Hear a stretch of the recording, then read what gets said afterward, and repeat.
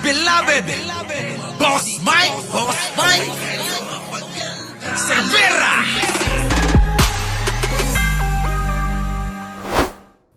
Na natin sa ibang mga lugar na nasa bubong yung mga tao. Pero alam mo, Katunying Jerry, no? Ito yung, kasi nagpunta ako dun sa Barangay Bangkale, sa South yan ng Davao, along the Taghomo River. Kinuwento sa akin ng mga residente doon. Unang-una, nung binahasi ka ng gabi ng ng Biyernes, walang ulan sa Davao City. Ito sa kanila, hindi umuulan. Kaya lahat kasi ka nagulat. Yung ang ulan nanggaling sa bundok. Sa bundok. O sa Mount Apo. Yun ang mahirap, Tapos kumagasa yung mga alas 9, alas 10 ng gabi nangyari. Buti na lang kamo. Talagang awa ng Diyos. Walang casualty. Yes. Pero grabe yung hirap nila. Pero ito pa yung isang nakwento sa Kita nyo mga kababayan, sa ibang lugar umuulan ang baha sa Davao. Paano nangyari niyan? Sabi nila wala daw mga ghost project at mga proyektong mga substandard dyan sa Davao City. Dahil nga daw ang mga namumuno dyan ay mga Duterte. Pero kung hindi ho magbagsakan yung mga tulay, eto ho mga kababayan, binabaha.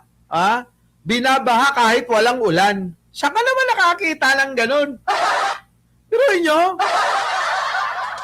Diba no? Boss Mike, mali ka.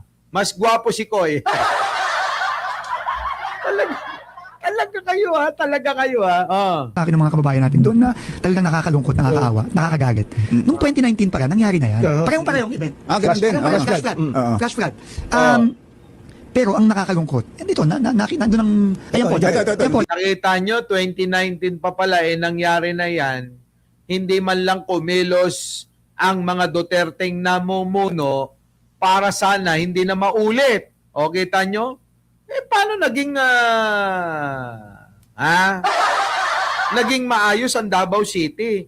Naging mala Singapore. Eto nga yan, no? Umulan sa kabilang barangay, umulan sa kabilang bayan, ang baha sa Davao? Narinig mismo ng mga kasama natin sa media doon. Nasabi nila, simula noong 2019 na nangyari na yan, wala silang nakitang ginawa doon sa kanilang area. Walang flood. Pwede po bang marinig natin to? May audio yata yan. Pwede po yun. Pakisuyo naman, Yuel, kung may audio to. May audio Kasi ba? Ang maganda po marinig siguro natin yung mga kababayan mismo natin. Yung mga talagang naapekto. Kasi grabe po talaga yung... Pero di ba mahigit 50 billion pondo sa flood control yan? Yun po ang report, no, na 51 billion, kuya. 51. na ganun nga. So, ano naman po yan yan po ay tinitignan na ng ombudsman, na sumitin na natin yung mga dokumentong din yan. Pero para sa akin, ang kailangan makita ngayon ng mga kababayan natin dyan, yung agaran at mabilisang aksyon, yung hindi na naman tayo maghihintay na 7 taon na naman, wala namang mangyayari. Secretary, parinig lang natin itong... Oy, mag-like muna kayo bago natin pakinggan ito. Nagagalit na si Ai Chang, Mag-like kayo. Sa mga hindi mag-like dyan, pinuntahan nyo na to, Buta, 7 taon yung hindi ginawa to, Diyos ko. 2019 pa to.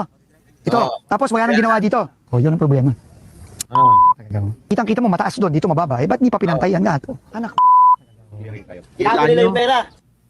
Kasi kung may dugtong ng dike yan, hindi magkakaganito Totoo yan, kung di ninakaw yung pera, dapat walang ganito So, di ba mga kababayan ko?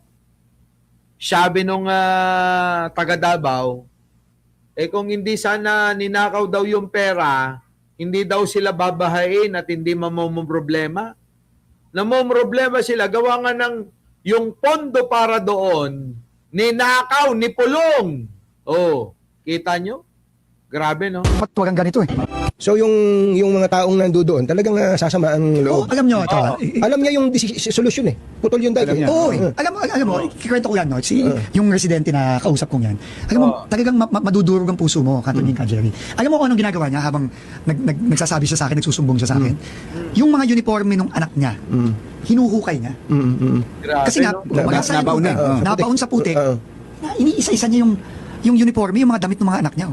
Kaya, can you imagine mangyari sa yun? Kaya nga pinagalitan ko yung DE doon. Sabi ko, bakit wala kayong ginawa dito? Kasi yung DE, kahit na bago siya, di ba, ang punto ko lang, dapat naman, nangyari na yan noong 2019, dapat inaksyonan nyo na kagad dyan. Yan na nga, kasi nangyari na, dapat, di ba, inaksyonan na, ginawa na ng paraan para hindi maulit. Kaso, nagsawalang bahala yung mga Duterte. Kaya itong sinasabi nilang alagang-alaga, yung mamayan ng mga taga Davao, hindi ho nagtanim lang sila ng malaki buloy, Marites Musni. Oh. 'Di ba? White pa naman ang uniform. Eh, syempre, ano na kulay nun? Kulay ano na? Brown, ano? Alam nyo na eh. Alam nyo na na Paano posibleng bang mangyari yan? yun. Anong itsura? Hindi kasi natin nakita ng buo eh. Ba't sinasabi ng residente na Ganito, naputol? Oh. kung makikita nyo, merong portion dyan na may mga tawag nila gabyon. Yung gabyon, yan ang mga preferred natin ngayon na form of protection sa mga community. Kasi yan, mas matibay at mas mura pa. Yung mga gabyon, ginagamit yan. Nung mga olden times pa ng mga Romano. Ano na ginagamit Yes, yan. Matibay talaga yan. Mga bato yan na pinagdidikit-dikit. Pero, imbes na simento na yung tubig, dinadaanan. Kaya madaling masira yung simento Kasi hinahampas ng tubig. Walang, ina-absorb niya lahat ng force ng tubig. Yung gabyon kasi, yan. Pakikita nyo dyan. Yung tubig dumadaan dyan. Yes. Permeable ang tawag nila. Ibig sabihin, mas madaling daanan, hindi madaling masira. Yes. Kamukha sa Cebu, yung mga nasira ng tino, na mga simento, pinakita natin, gabyon ang ginawa natin. So, ang problema, may mga gabyon dun sa dulo, na siguro, almost 2 meters ang taas. Pero yung dike na simento, mas mababa. So, ang sabi ko dyan, ba't hindi tinuloy? Simple lang yun, hindi naman mahirap Ano gawin. po sabi nung mga taga-DP doon? Ba't hindi daw Hindi daw tinuloy? nila alam. Bakit Oo. gano'n? Paano nila malalaman hindi naman sila yung may hawak ng pondo, si Pulong. Ang tanong diyan, pinondohan ba? 'Di ba? Ang tanong ba, naglaan ba si Pulong para diyan o baka naman nilaan lang sa bulsa niya? Oo. Wala hong pondong... Sabi nila, wala daw ganung project. Sabi ko Oo. sa dami-daming binuhos dyan, hindi man nga abuti ng 100 milyon yung yung buong yun Pero may sinasabi po si Pero yun, 100 milyon lang pala mga kababayan, samantalang ang pondo billion, 51 billion. Wala pa sa katiting mga kababayan. Napakalaking improvement na ho ng 51 billion para sa city lang ng Davao. Malaking bagay yun. sumagot sa inyo, si Congressman Paulo Duterte. Ang sabi niya, kayo may kasalanan niya sa DPWH. Di ba nakita niyo may statement niya? Well, tama naman yun. DPWH naman may kasalanan. Opo. Pero, sino ba ang naglagay ng mga pondo doon? Di ba? So, kung ang problema kasi sa atin, katunying ka, Jerry, ito rin, kaya nagagalit ang mga kababayan natin Pagka may problema, ang unang ginagawa ng iba, turo dito, turo doon. Magsisisihan tayo. Turuan, magsisisihan. Para sa akin, imbes na yun ang gawin, ba't di na lang tayo magtulungan, di ba? Local government, national government, kongresista, mayor, kung sino man. Pero teka Konsehal, muna, barangay captain. linawin nga natin, yung matagal nang narinig na 52 billion pesos na flood control projects na ibinuhos diyan sa Davao. Confirm ba yun? Na-check Yun niyo ang ba yan? report, no? Yun ang report. At yun ang nasa datos, ano? May datos. Di ba? Saldi Siapno, Arnold Reyes. Merong data na nakatanggap talaga ng 51 billion si Pulong. Ang tanong ng taong bayan sa Davao City, asan na nga ang 51 billion? Bakit hindi nila naramdaman?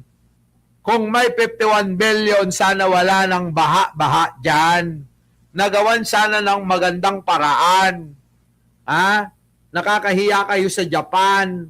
Sa Japan, nakita nyo, yung kanilang mga kanal, pwede nyong inumin, pakuluan nyo lang sa sobrang linaw.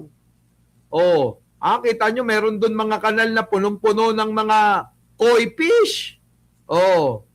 Di ba? Maganda. Paano? Mga kababayan ko, kung hindi ba naman nakaw itong mga putang inang mga politiko na ito, di sana, di ba? Ganun na rin tayo, baka mas higit pa. Baka mga kababayan yung mga kanal natin pwede nyo nang gawing resort. Baka ginawa na rin ng Department of Tourism na maging tourist spot yung mga kanal natin. Di ba? Saan ka naman makakakita kung matalino ka lang talaga? Kung subukan nyo kung maging tourism secretary. Magulat kayo. Sabi ko sa inyo, ang turista dito sa bansa. Maglilipa na. Maniwala kayo. Tuloy. Pero yan po pinapasa naman po natin yan lahat sa mga law enforcement agencies. Pero dito sa sitwasyon dito ngayon, sa Talomo, ang kailangan gawin ng DPWH dito yun ang ginagawa natin. Mabilis at agarang aksyon para naman hindi sasabihin ng mga kababayan natin, ito na naman, maghihintay na naman ba tayo ng 7 years? Uulit na naman ba ito? Pero ang sabi nyo, ang sagot sa inyo ng mga DPWH doon, district engineer, walang ganung project. Walang program. Walang programa para i-address since 2019. Ito na nga, dredging. Dredging. Ganito din ang nakita ko sa Gensan, yung sa Makar, na binaha naman nung linggo. Alam mo, kung titignan mo yung ilog, tsaka yung tulay, kung ako'y tumayo dun sa ilog, abot ko yung tulay. Ganun kababaw. Kababaw na, silted na. Ibig sabihin, talagang walang dredging and for pati dito sa Talomo, mahigit 10 taon na daw, walang nakikitang dredging dyan. Grabe, no? Mga kababayan yung ginawa nila, no? Wala talagang pagmamalasakit. Kaya talagang mababahayan. And para sa akin, unacceptable yun. At saka Hindi ka, Jerry. may experience na eh. Kung Nakita na eh. nangyari ito, nakita, walang ulan, galing sa bundok ang tubig. Oo. Mangyayari ulit. Uulit na yan. Saan ba dadaan ng tubig kung Tama. galing sa bundok? Di ayusin yung dadaanan. Ay, ayos. Oo, Adela, Barungan, okay lang ako. Diba? I miss Kruger. Oh. Okay lang ako. Risa Misa. Oo. Ha? Okay lang ako, ha? Oh, Charlie Whiskey, mag-like muna kayo para matuwa naman ako. Oh. Pag-aimin natin yung dadaanan, itaas natin, alam mo, isa pa, no? Yung dike na sinasabi kong mas mataas, tinanong ko yung mga residente doon, kumusta naman po yung mga bahay doon sa mas mataas? Sabi nga, sir, alam mo, hindi masyado. May nabaha pa rin, pero hindi kamukha nung dito sa amin. So, Inaabot pa pala, nasa taas. kita mo, talagang, kung tinaas yun, and gagawin na natin yun ngayon, kahit pa paano, maiibsan yung epekto. So ang ginagawa ngayon ng DP dyan ay desilting, dredging. Kahapon, dumating na, I think nandyan po sa inyo ngayon. Dumating na yung mga equipment natin kahapon. 24 hours later, nandun yung mga equipment natin, nagtatrabaho na. Tapos by next week, magsisimula na yung pag-aangat nung dike. Okay. Mga gano'ng katagal gagawin? Hindi ko pa masasabi, pero tingin ko hindi matagal yun. Baka ilang buwan lang yun. Pero alam nyo, Secretary, hindi nyo naman kayang puntahan lahat eh. Oo, tama. Ay, hindi nyo kayang puntahan. Hindi kayang puntahan lahat ng Pangulo. Siguro, maging proactive na rin ng Tama po yan. DPWH. At alam naman ng mga congressman yan kung saan-saan yung, Alam nyo, Katunying, problematic area. ito nga yung sinasabi. Lahat tayo magtatrabaho ba? Rico Noobi, syempre hindi ko lang naman kayang mag-isa yan.